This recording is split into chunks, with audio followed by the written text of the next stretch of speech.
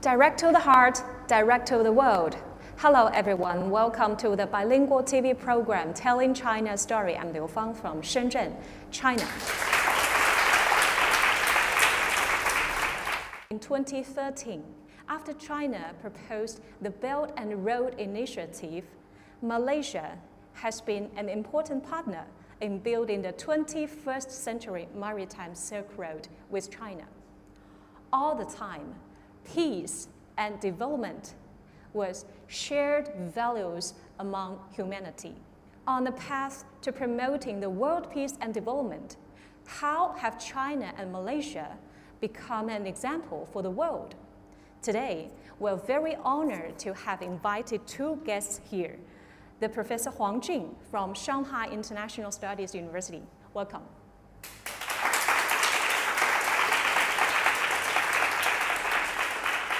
And Qin Wu-yin, Associate Professor and Head of the Center for Postgraduate Studies and Research at TAR-UNT. Welcome. As an important foundation for the Belt and Road, how do overseas people view China's infrastructure construction? Let's welcome Professor Chen to share her insights first. Welcome. Good morning, ladies and gentlemen. My name is Mu-yin.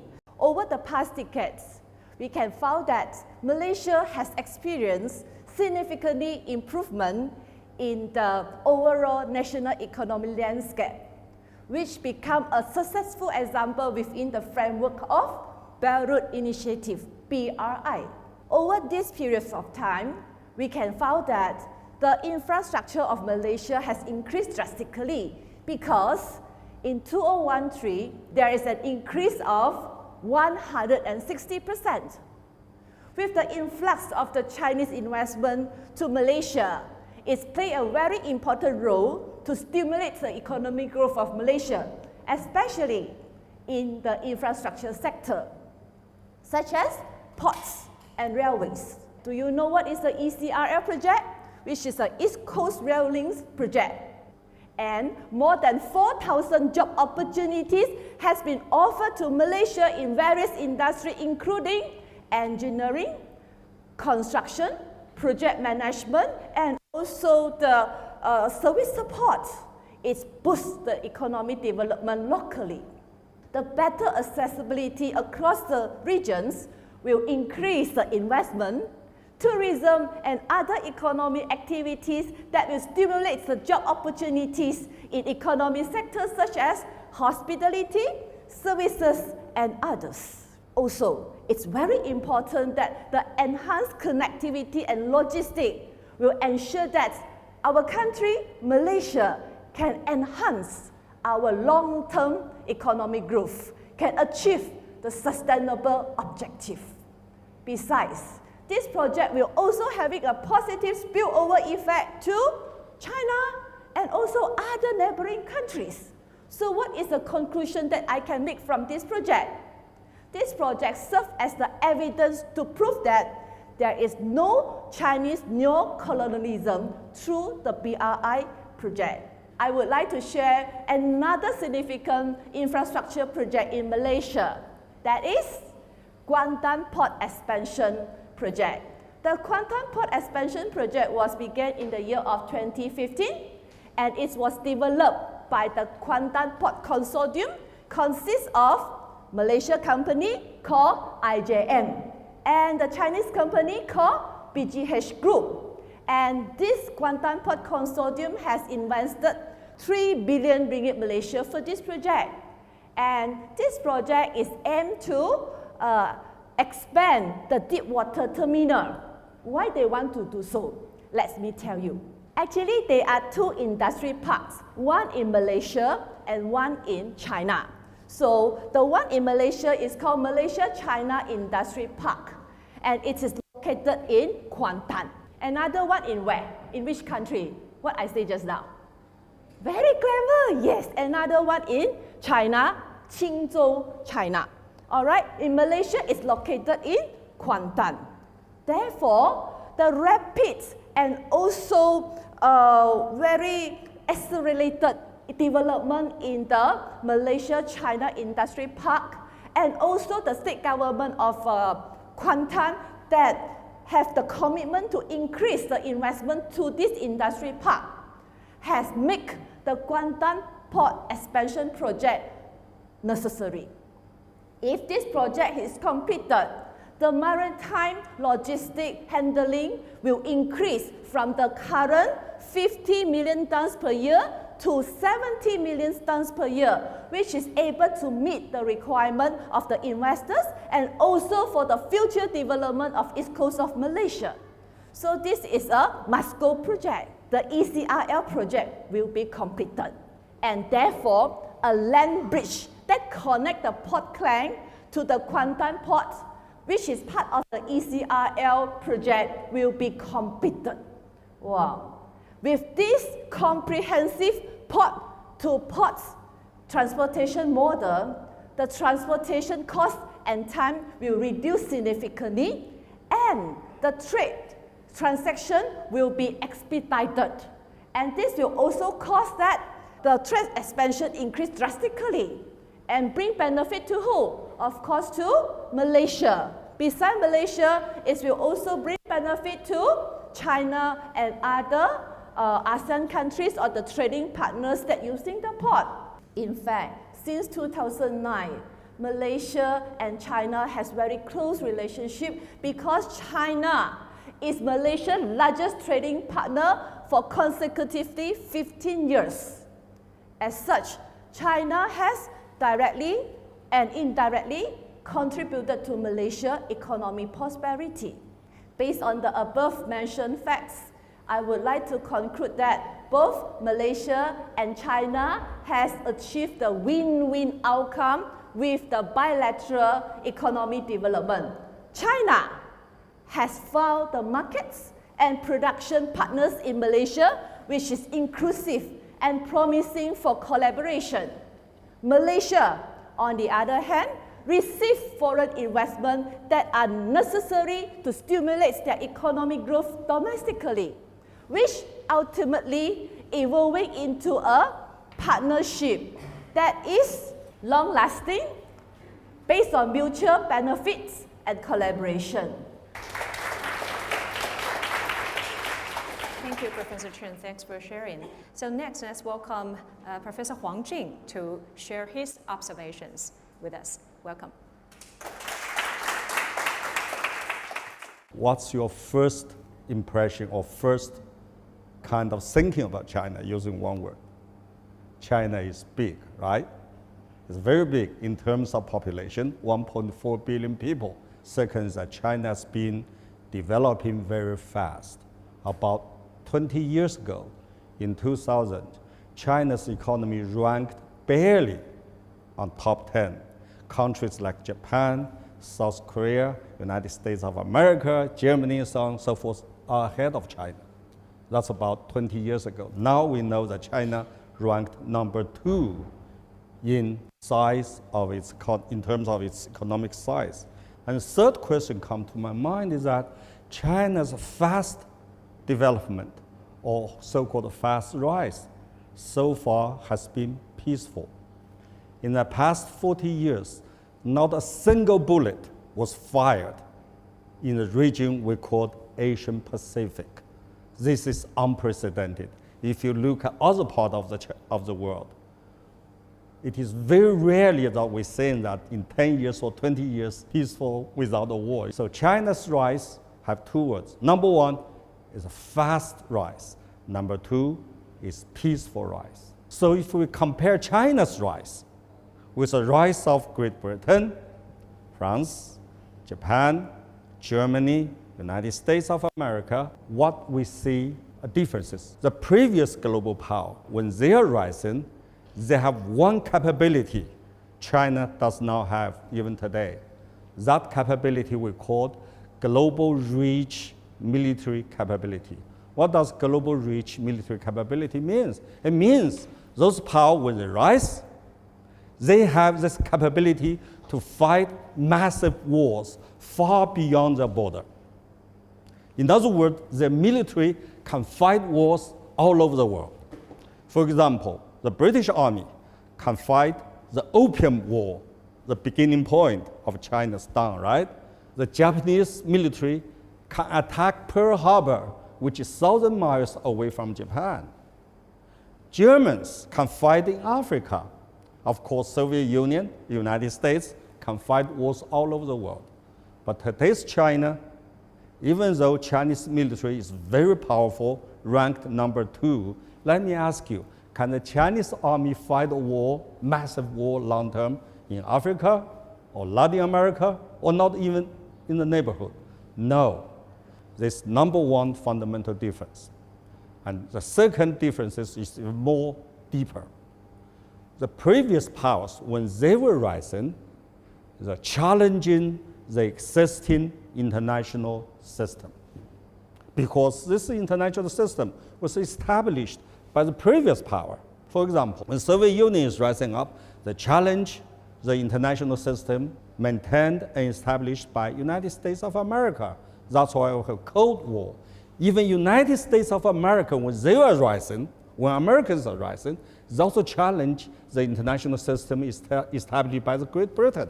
But China, so far, does not challenge the existing international system. Instead, China tries to join it. We call it 与世界接轨, to be on the same rail track with the world. In the past 40 years, China just tried to work hard itself. First, and second is that share. China understands if China does not share the gains of its fast economic development, it cannot be sustained. So therefore, China's style of modernization means only one line, that is, let's do it together. That's why we have the One Belt, One Road initiative. Why it is initiative? Because only we get together, we do it together, can we achieve what we want. Two things. Number one, prosperity, and number two, peace. Again, let's do it together. Thank you. 好，我的名字是宇恒。为什么中国的基建可以发展得如此之快？ We have to look at what is infrastructure means. Means number one, you have a massive investment. It's not like build a house or build a factory. If you build a railroad or highway, it's a billions of dollars has to be invested. So this large amount of investment can hardly be done by private business. Has to be state investment. So in that regard, state has played a very important role, the government. Just like today, we just mentioned, Malaysia government has to be deeply involved into infrastructure building because you cannot expect Starbucks or even Apple or even Google to involve in it because large investment, number one. Number two, the investment cycle is very long. Infrastructure is not like I invest today, tomorrow I can make a profit. No, you have to keep investing for 10 years or even 20 years. Just like this project you mentioned, it has to be done in 10 years. And after 10 years, maybe another 10 years, you can begin to see money coming in. So there's very long cycle, large cycle of investment. Again, it has to be done by the state. Very few private business can afford to keep throwing money in infrastructure. And number three, you need political stability. Because it's a long-term project, infrastructure, 5 years, 10 years. So if political situation is not stable, for example, if this government want to do it, the next government said, no, I don't want to do it, then all your money is seen in the Pacific, wasted, right? And in China, not only China is big, but Chinese government has made a commitment for the development of the entire nation, for the happiness of all the people. They have to do infrastructure. Just we have a question about 先修路, right? Build the road first and you get rich. Because road is like your vein, your blood. The blood has to flow smoothly. Then we have energy, we have power. 大家好，我是一红。所以我想说，黄教授刚才有说到一个东西叫和平发展，对吧？然后就是想说，在媒体上面我们看到他们却说中国不是在和平发展。请问两位教授对这个问题有什么看法呢？ With regards to this question, sometimes what you have received the information from the social media or from the news might not be really true. Okay, because a lot of times that the news released by certain persons, it might be just a rumors. All right, and they are not really participate or understand in depth what the BRI project is going to do. And everyone have to bear in mind that a lot of these projects are involve a lot of cost. The cost is very huge, and then the time for you to see the result is very long. Therefore, and some of the countries when their debt level is already quite high, and then due to the relatively poor project financing, they might not be able to having a sustainable debt if clear communication is not conducted between the countries. So what I would like to say is that what you have heard from the media, which is some negative views, actually most of the time is the rumors that they haven't really understand thoroughly, okay, what is actually transpired. So actually it is important for the countries to have more awareness campaign and also to clarify all these rumors. For me, I do not think that it is opposite with what we have mentioned just now, because the statistic has already proven that, all right, China bring benefits to the BRI countries, and also peaceful is what we prioritize as well. Because what we want to convince you is that China will behave as badly as we did 100 years ago, because China is getting powerful. That's their logic, because they went through that. So when they try to say China being aggressive, means that they were aggressive, very ugly ones before. So they believe if China wants to be strong as we are, then China will follow our suit. I said, in the past 40 years, ever since China began to rise, China has not fired a single bullet, right? But if you look at the whole world, after 1991, the Cold War is over in 1991, we have so many crises. In this region, we have South China Sea crisis, we have a Taiwan crisis, we have North Korean nuclear crisis. But in the other part of the world, we also have other crises. So Soviet crisis, Georgia crisis, Ukraine crisis, of course, the Libya crisis, the Syria crisis. If you compare all the crises, China got involved, still peaceful, right? But all the crises in the other part involved by the Western powers. No exception. Every one of them end up in a war, bloody war. We don't want to have war, of course.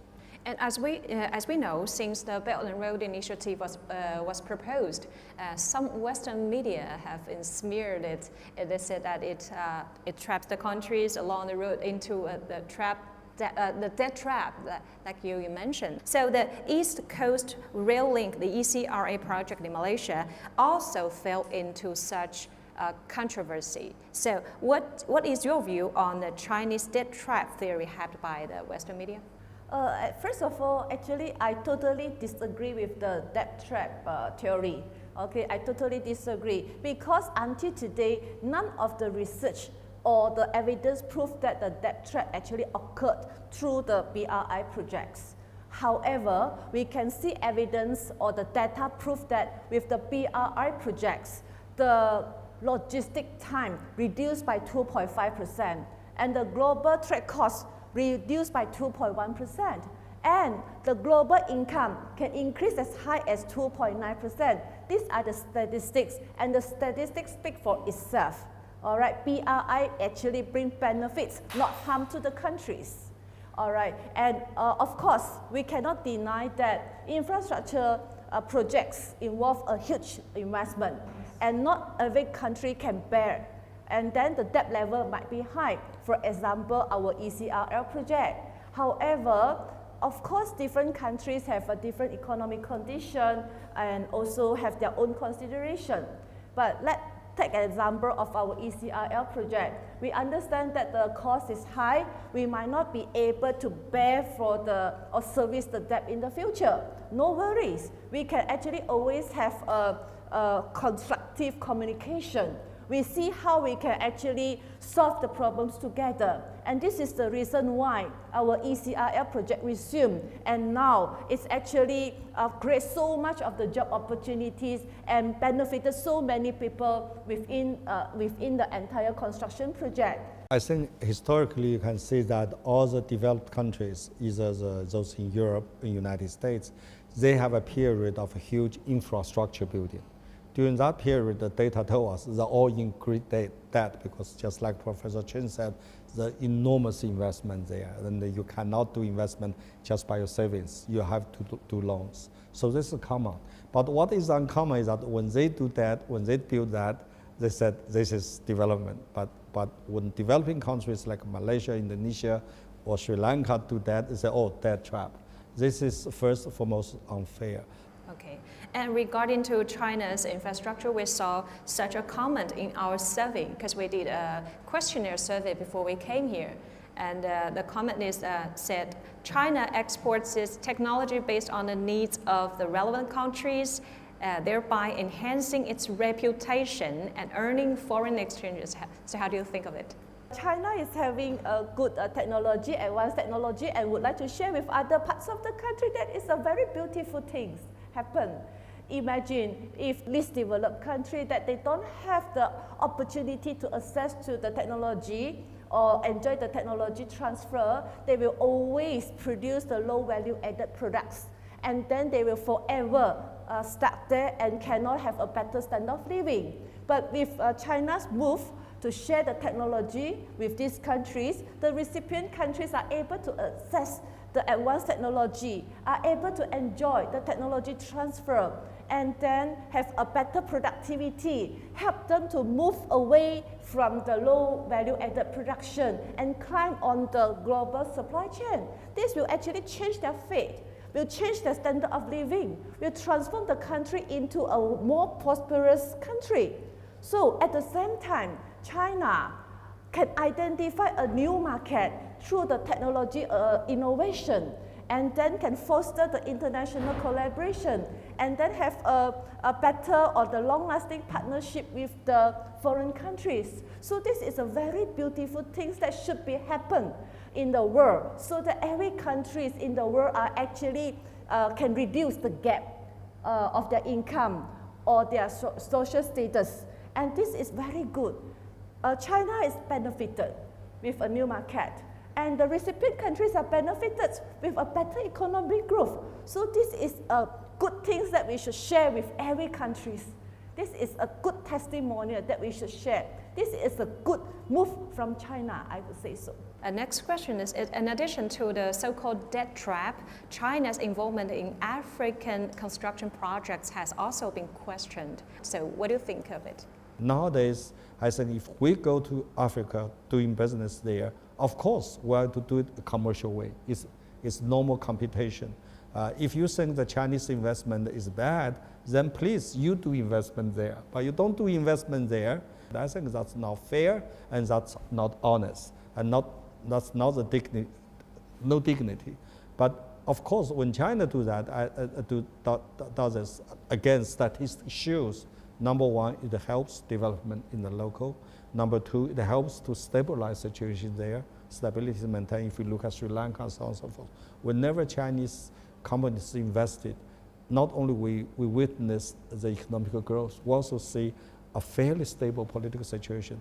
Last but not the least, of course, China has convened quite a few China-African summit.